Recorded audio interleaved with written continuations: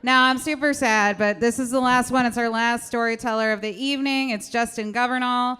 He's going to share a story about a night he thought ended when he passed out in the back seat of the car. You guys, please welcome our last storyteller, Justin Governale. What up?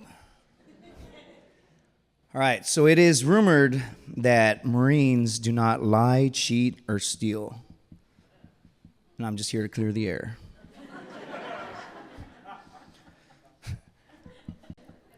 All right, 2007, I'm hanging out with my buddies in San Diego, California, right?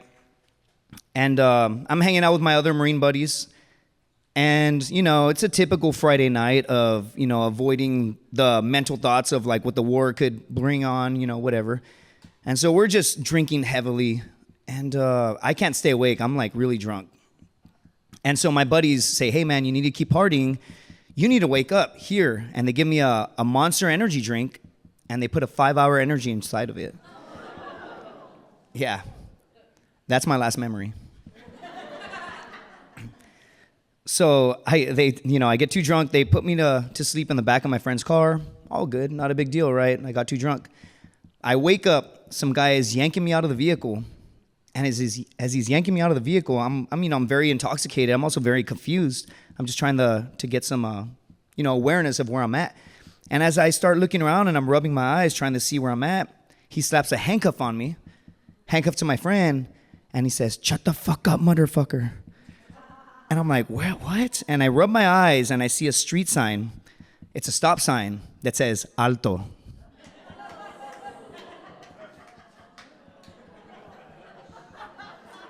Yeah, dog. I'm in Tijuana, Mexico.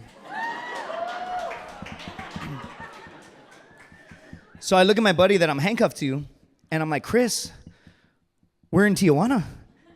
And he says, "I'm sorry, man. I just wanted to get some strippers."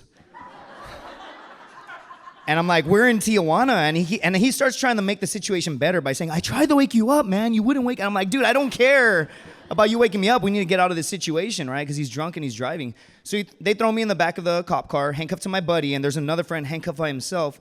And they found a blade, a knife, on the center or on the side console. And they grab it, and through the windshield, they start taunting us. "Oh," I'm like, "We're in a lot of trouble. Chris, you brought a knife. Why would you do that to Mexico?" And he says, "I hope they don't find the pistol." And I'm like, "The pistol?" So let me backtrack. This Marine was married, got a divorce. You get paid double. And he didn't tell the Marine Corps that he got divorced so he can keep getting paid double. But now he's got nowhere to live, so he's got all of his personal belongings inside of the vehicle, to include, a knife and a pistol. So the cops are taunting us through the windshield saying, "Oh," and they're like checking it out. It's a nice gun, right? Whatever. And I'm handcuffed to my buddy, and he just keeps saying, "I'm sorry, man. I just wanted some strippers." And he just keeps apologizing. I'm like, "Dude, shut up. Shut up. Let me talk." They don't speak Spanish. I speak Spanish. And so then they pop the trunk, and he says, "Oh, no, dude, I hope they don't find the sniper rifle." I'm like, "The sniper rifle?" Yeah, dog. So through the windshield, they're like, "Oh."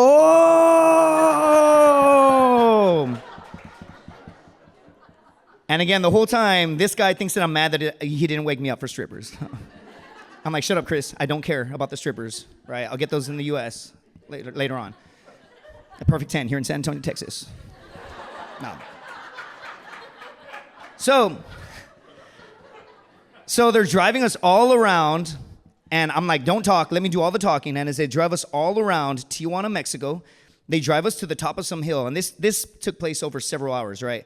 And they drive us to the top of some hill, and there's a cliff, there's the ocean, it's outside of Tijuana, and we're in a super serious situation. I've never had a more tense situation in my life. I'm handcuffed to my buddy, and the cops get out. They had been driving his vehicle around in front of us, and one cop was driving our cop car around. So they drive us to the top of this cliff, and I could see the ocean, and me and my buddy said, "Hey, man, if they get us out of the vehicle, me and you are going to kill the fat one. You're going to kill the skinny one." Real story. We killed all of them. No, I'm just kidding.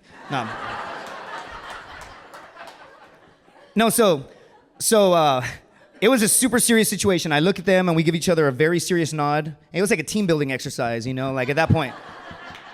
And we give each other the nod, And dude, I'm like, someone's gonna die. It might be us, right? And the cop gets in the vehicle and he just puts it in drive and he just slowly starts driving off. And we look at each other and we're like,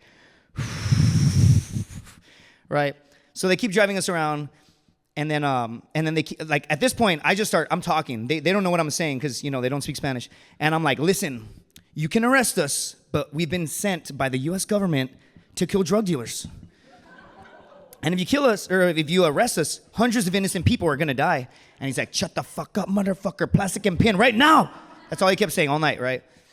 And so I'm like, and then he says in Spanish, te vamos a quitar las armas. We're gonna take away your firearms. I'm like, they're serialized. Take away our firearms, dude. The U.S. international incident. And these cops are looking at each other, right? Whatever. And so they drive us to an ATM. And one of my friends says, tell them I have $1,000. And I'm like, mi amigo, like my friend here says he's got $250 US. And he's like, plastic in your pin right now, motherfucker, right? He robs friend A, he robs idiot B, and he goes to rob me, and he says, okay, like, give me your plastic in your pin, and I do what I learned in the Marine Corps. You got to relate to the guy. So I say, like, hey, man, you got kids? And he's like, yeah, what does that matter? And I'm like, I have 2 daughters. I don't have daughters, by the way, but yeah. So I'm trying to relate to my captor, and I'm like, you know what it's like when your kids go hungry. If I give you money, they're not going to eat for 2 weeks, and you know what that. He's like, how much do you have in your pocket? I'm like, $27 US. Very specific, right? But I remember it. So he takes the money, and he's like, get back in the vehicle. They drive us around hours upon hours, dude.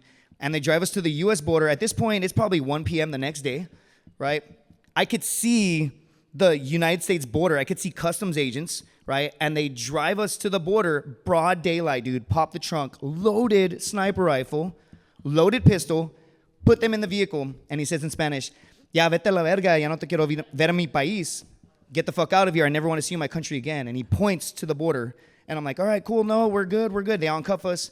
They get us in the vehicle, and we sit down, and my friend looks at me, and he's like, dude, what the hell did you tell those cops? And I'm like, I said we're sent by the U.S. government to kill drug dealers, and if they arrest us, hundreds of innocent people are going to die, and that the weapons are serialized, and they couldn't take them, and we're in a top secret. And he's like, what? And they're both freaking out, right? They have no idea. And so, anyway, they end up driving us. Again, we're in line for quite some time. And I see a sign that says, you know, San Diego, California. And to add on to the stress, there was a changeover. There was the customs agent's changeover. It just worked out in our favor, right? They do a changeover, and then we get up there, and then the guy sees our stupid haircuts, right? And he's like, passports. And my friend says, oh, sir, we're just Marines. We just wanted to have a good time in Tijuana for the weekend. And you could tell the guy's a Marine because the first thing he does is this knife hand. And he's like, you idiots. You know you're not supposed to be down there.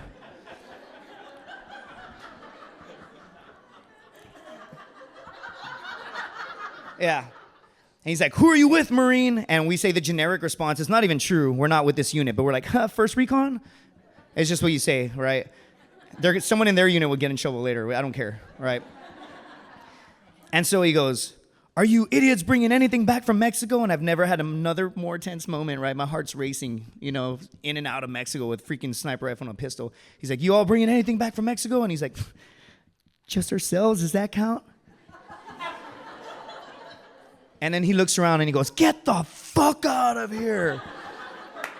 And so we go, and I turn up the radio, and it was 2007, Busta Rhymes, one of the hit songs at the time was, this is serious. I hope you had a healthy fear. So I turn up the radio, my friend goes, no, we have to cross 3 red lights, or 3 green lights. He turns it down, and if you get a red light, we get searched. We're done. International incident. I'm all over Fox and CNN, dude.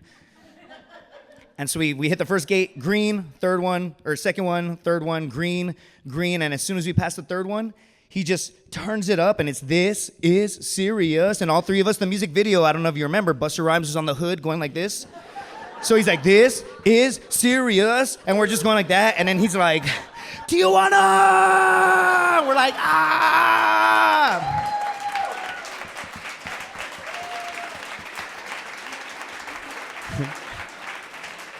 Anyway, every Marine has that one incredibly unbelievable story. And although there are many like it, this one is mine. Thank you.